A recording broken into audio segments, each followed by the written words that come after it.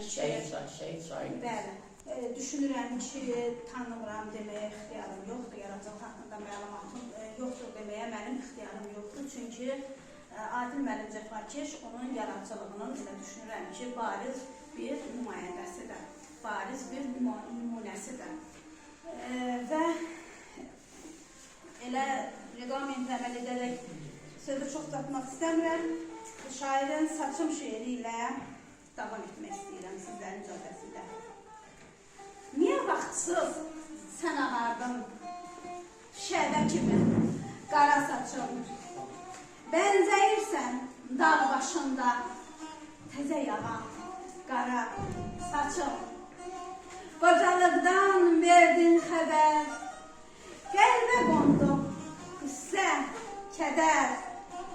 Ürəyimə gör nə qədər vurdun ağır yara saçım.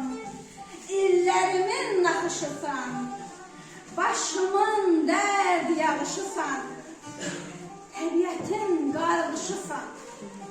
Yoxdur sənə çara saçım, yoxdur sənə çara saçım.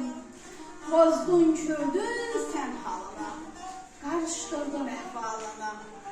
Bu gedişlə mehvalına